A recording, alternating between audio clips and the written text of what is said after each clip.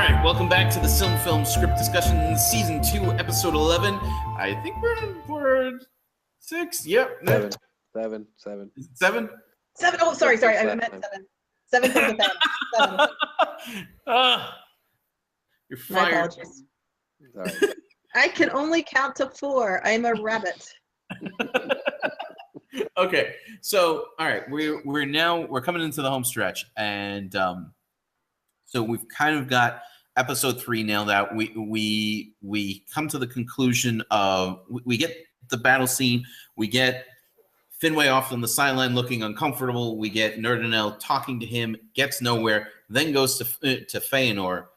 How does that conversation end? Because I think we've kind of come up with the beats of the conversation as far as Nerdanel's point of view. Mm-hmm. But she's having this conversation with him super publicly. There's 200 guys standing right there who are his closest followers. Are they within earshot though? Like, I mean, Possibly not. They might be in the middle of fighting each other, which is a little noisy and distracting. Right, a little bit. It's a little distracting. People coming at you, dicks and stuff. Just saying, you probably aren't overhearing the conversation on the sideline while you're in the middle of that. Yeah. Okay, fair enough. So this isn't as public as it looks. Right. Okay, just trying to figure out. Watching, like, I'm kind of envisioning they're standing on like a balcony almost. Right, a higher up looking down on the field. Right, and people can see them up there, and maybe even see that they're not having a pleasant conversation. Mm-hmm. But she's not calling him out in front of everyone. Right. So what's Feanor's point of view here? It would be interesting if the first couple of things that she says, he doesn't even respond or even look at her. Yeah. To show that they're really not getting along. He basically needs to say, this is for just in case the Valar come at me, kind of thing. Like, I'm just being prepared here. Mm-hmm. This is a Melkor moment. Right. This is where he quotes Melkor without knowing it. Right. Right. Well, and also it would be like, I would kind of like him to give examples of stuff. He should basically lay out the case of why they can't trust the Valar, like directly to her. Like, this is why we can't trust the Valar. And he should kind of have a point. Like, we got to make sure that he isn't 100% in error. Yes, that was the request, was for that the Noldor have to not look stupid when they don't trust the Valar. Yes. So this is Feanor's vote of no confidence in the leadership of the Valar. Right. And I mean, and there are specific things that he can point to. I mean, his banishment is none the least of them. Sure. He can actually kind of make the excuse, like he doesn't. It'd be interesting if instead of bringing up necessarily his banishment, but if he brings up their usurpation of Finway's authority as king. Mm-hmm. Like, it's not about me, it's about Finway. Right. You know? Yeah. Look what they did to the king. Right. When it's like, it's your fault, dude. Like, you did that. Yeah. Mm-hmm. Well, then, it's at least partially Finway's fault for being such a mopey douche. Well, yes, I'm not disagreeing with that, but like, but he put that in motion for sure. Yeah. Right. You know, like, he is a direct cause of the situation. Yes. So also the fact that they didn't tell them about men, and the fact that they released Melkor, like, he doesn't know that Melkor is the bad guy yet. But he thinks he is. He's always thought that. Right. And they released Melkor on us without even consulting us, without asking us. Nobody said, hey, guys, wouldn't you like the source of all evil in the world to come and live with you for a little bit? Nobody asked us that. Right. So it's the Valar make decisions without talking to us, without consulting us. And once the first Valar decision that has annoyed Feanor in his life was the decision to let Finway marry Indus as long as Muriel never returned to her body. Right. So Thereby guaranteeing that he never sees mom again. Right. So that it would be really hard for Feanor to talk about this stuff without that coming up. And I feel like it needs to come up because we haven't really brought Muriel up all the time. Yeah, and this is the pinnacle. I feel like this is the pinnacle of his grievance, I think. Yeah, that's the decision of the Valor he doesn't like. This other stuff is more recent, but he doesn't really care that they didn't tell him about men. What he cares about is they took his mother away from him forever. Yeah. Right. Like he's almost in his mind kind of exonerated Finwë from that in a weird way. Right. It's the Valor's fault. It's Indus's fault and it's the Valor's fault. It's not really Finwë's fault, but it's totally kind of Finwë's fault. Yes, it is. It's remarried. Yeah. Instead of waiting for his wife. Right. Waiting for her to cool down and come back. Okay, so we get that conversation. That is leading us. What's that? Okay. The reason Muriel is so adamant about not wanting to be re-embodied is because people kept bugging her. So when are you coming back? So when are you coming back? And the people is Finwë. Finwë was like, so when are you coming back? And she's like, I'm not. I'm never coming back. Like if he had just let her take her time, give her 20, 50 years or something, she might have decided, all right, I'm good now. Yeah. But he didn't. He wanted her to come back right now. So when we get so we get that argument. And I think that Nerdanel realizes that the argument, as soon as Feanor brings up mom, she knows the argument's over. There's no way. Yeah. She's coming back from that. Mm-hmm. So we get that. Now we got to get into Act 4. Okay. Act 4 is going to culminate in the confrontation between Feanor and Melkor. Mm-hmm. But we need to kind of lead up to that. Okay. One thing we haven't done yet that needs to happen is we need to show the really secure vault that has been built into Formonos to keep the Silmarils in. Like we need to see that. Do we need to see Feanor with his precious? Is basically what you're saying. Pretty much, yes. Or just his security system for his precious. Right. Needs to be on display. Mm-hmm. Okay. If we wanted to have that be completed now, or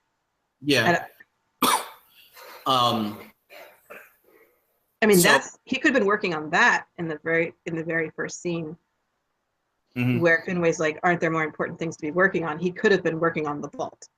Right, that's true. Instead of the gate. Right. Either one works, but. Okay. I think I like the gate better. It's a little more relevant to specifically Formonos as a. Because he's shutting the door in everybody's face, and exactly. Okay. Yeah. Like you said, this is an episode of doors closing, so yeah. Yeah. We're gonna see that. Actually, if we could lean on this whole doors closing thing very heavily and have Feanor slam the door shut on Melkor, go in the house, slam the door shut on Finwë, go into the vault and slam the door shut on Nerdanel. Oh. Like one and after another. And that leaves him in the dark in the vault with the Silmarils. Yes. By himself. Yes. I don't dislike the imagery there.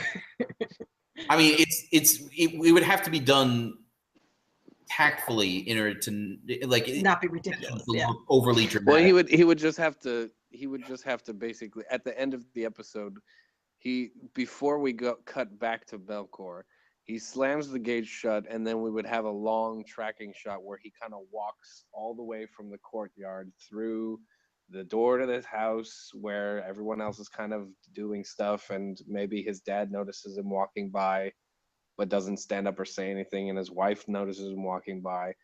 Then he slams another door shut, goes down into his little sanctum or whatever it is, and then slams the vault shut, and then he's there with just the light of the Silmarils. lighting that space.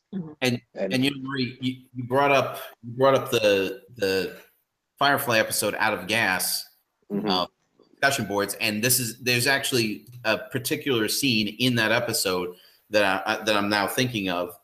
I wasn't originally thinking of when I brought this up, but there's a scene where the captain is making his way from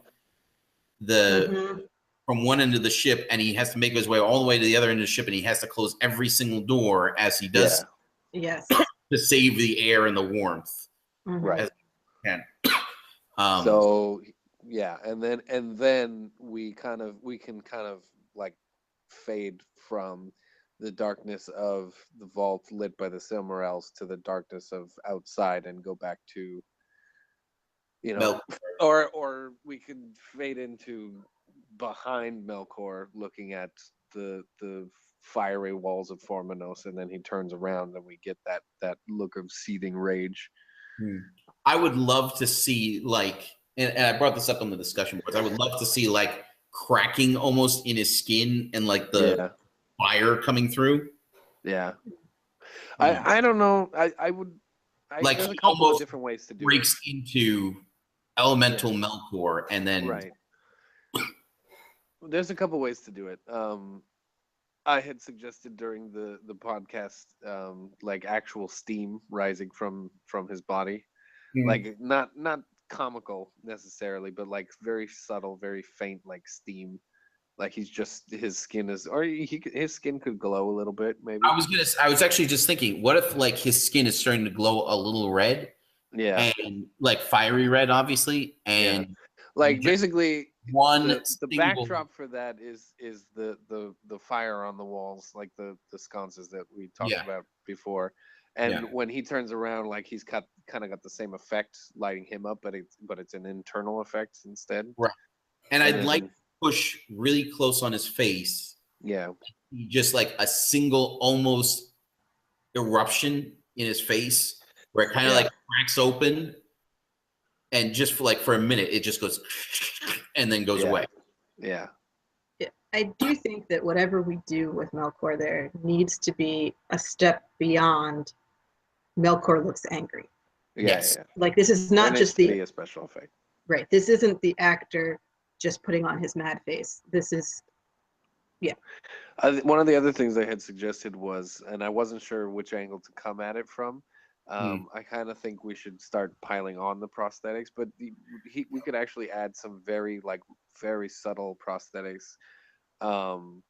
There was a cool effect. If you guys did you guys watch K-Pax, that Kevin Spacey movie where he plays an alien that's supposedly in a, basically there's a guy that's in an institution and people think he's crazy because he keeps saying he's an alien, but it turns out he's actually he's actually an alien who has traveled and basically inhabited the body of this otherwise comatose guy. Like the guy is basically brain dead. And at the end of the movie, he tells everybody that he's leaving and that he's gonna leave at a certain time, and nobody believes him. And because they think he's just gonna escape from the institution, they put him like in solitary confinement, essentially in a straitjacket. And somebody figures out that he uses light to travel, and so there's a small window to his room, and he basically teleports out of this guy's brain. And they carry him away on a stretcher, and it's very, very subtle, but they added a small prosthetic to Kevin Spacey's nose, and it makes him, like, if you watch that scene, you probably don't really notice it at all, but it is a very, very like slight thing where his nose is a little wrong, and so it kind of be like a sort of subconscious thing that they're doing where like your subconscious brain might pick up on it, but you're not really noticing it. I would kind of like to do that here where it's just very minor, maybe like, he doesn't have the Neanderthal brow necessarily, but maybe he's got like, some kind of brow prosthetic that's just a little bit of something. And to also make it look not quite right. Hairline back a little bit too. Yeah, maybe his hairline is, just very small makeup things that could be done without like on CGI or anything like that. But that would make him seem not quite the same. You know what I mean? Yeah. All right. I think that'd be fun. But again, we still need to kind of get there. So if we're going to do a scene where we show the vault in which the Silmarils are kept, how do we construct that? Is he just do we just show him there, or do we show him actually talking about it to somebody, or do we show somebody else talking to somebody else about it? I think we can show during the episode, because I think that would be one of the very first things he would build, right? So we can kind of show him at different points in the episode coming out of the place, or actually have him sitting in it brooding whenever Nerdanel comes in to talk to him about stuff before she loses. Well, I guess it's only once. Well, that's the thing, is So we need in to the get another first- conversation between them that's more personal at some So I point. guess in the Or at least we need first- to we need to visit her. Actually, now I'm thinking of it. We need to, after we get the setup with Feanor, right? we need to visit with Nerdanel again, at least like visually, before we exit the episode. I think we can go back into the first act when they have their first Kerfuffles. sort of discussion. Yeah, like he can have withdrawn into the vault, or be on his way to the vault, and maybe she stops him outside the doors or something like that. Because at this point, I don't think he lets anybody in there except himself. Like he's the only one who goes into. I was going to ask about that because obviously he's hoarding the Silmarils a bit. Like he could maybe wear them once in a while. Swear the oath, though, and the oath is to regain the Silmarils. Right. Like the oath is all about the Silmarils. It meant. I mean, right.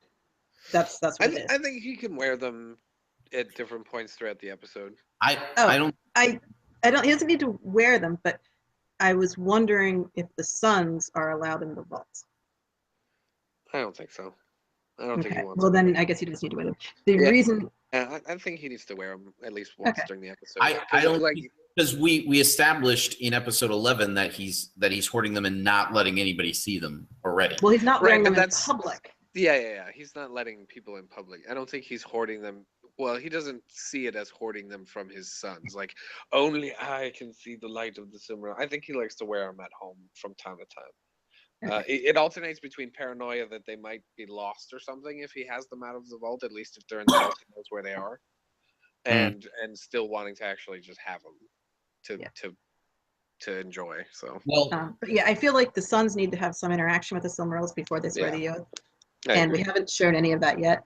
The second thing is that the end for the Silmarils is going to be Mithras and MacLeod stealing them.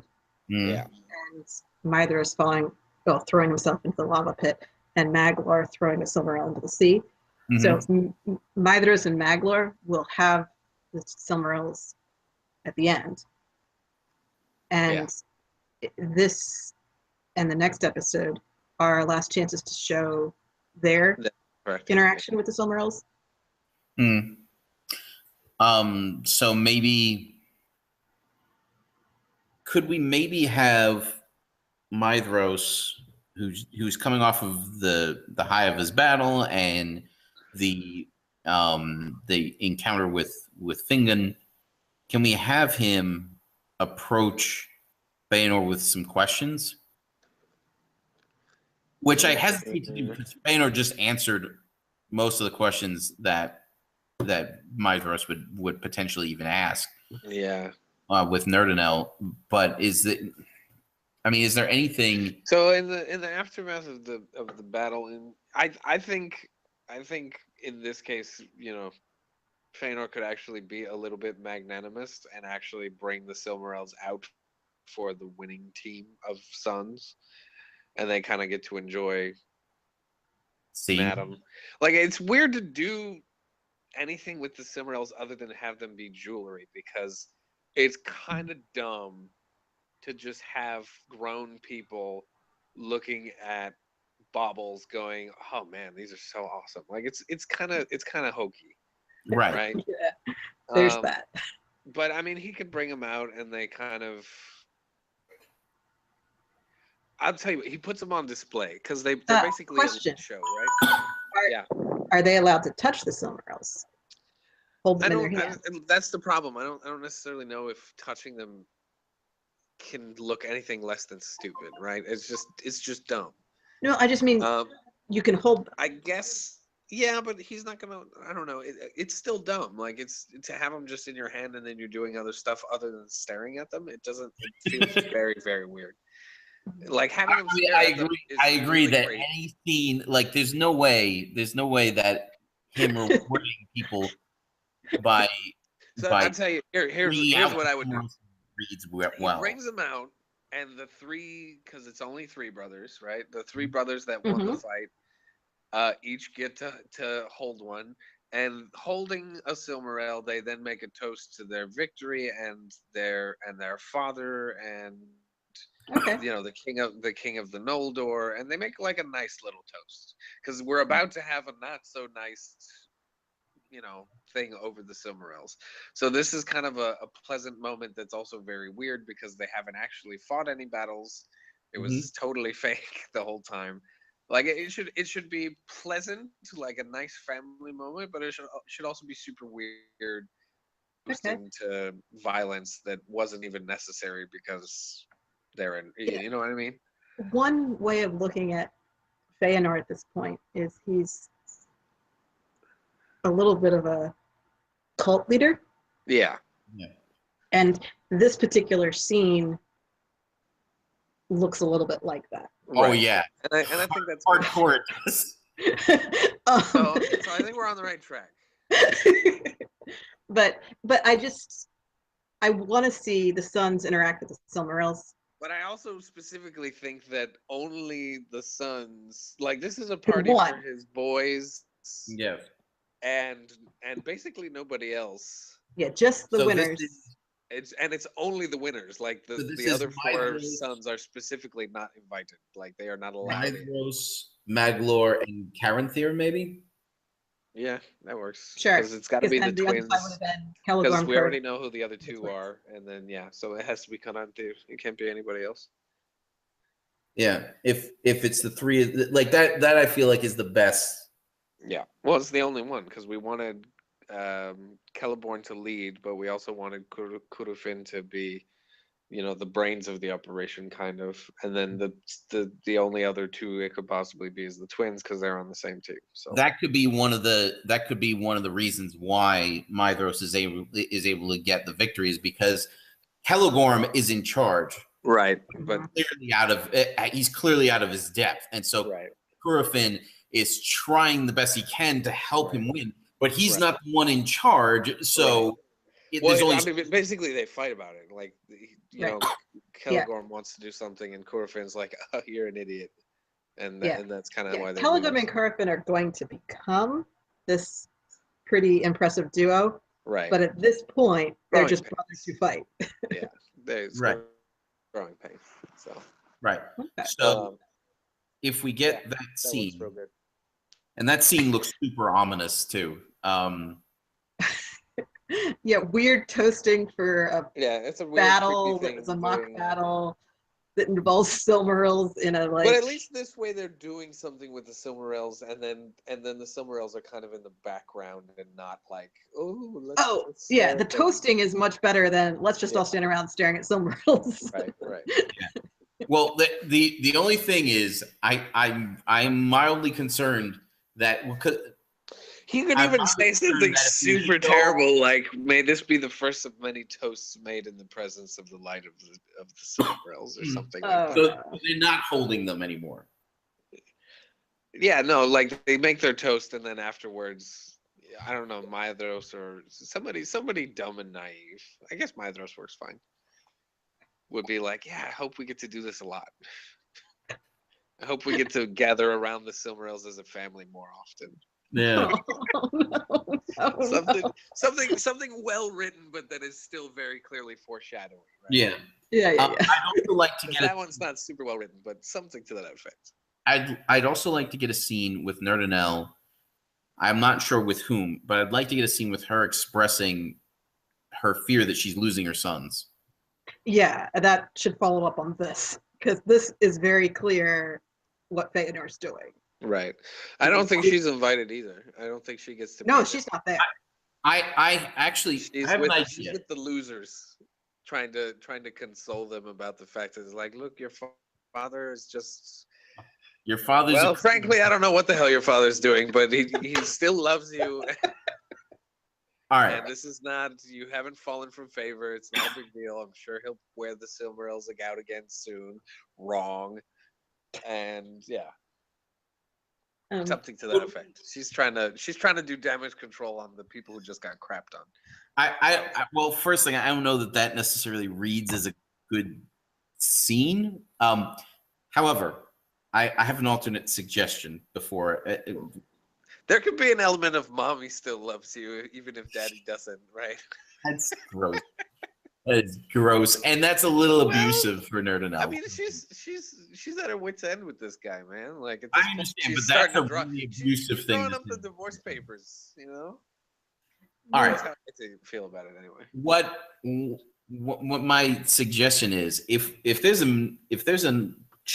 a time where it would be mildly appropriate for Nerdanel to be observing something from the shadows, it's this. And if she tries one last time to communicate to Feanor, and possibly even a little bit tearfully asks him, "Are you going to steal my sons from me?"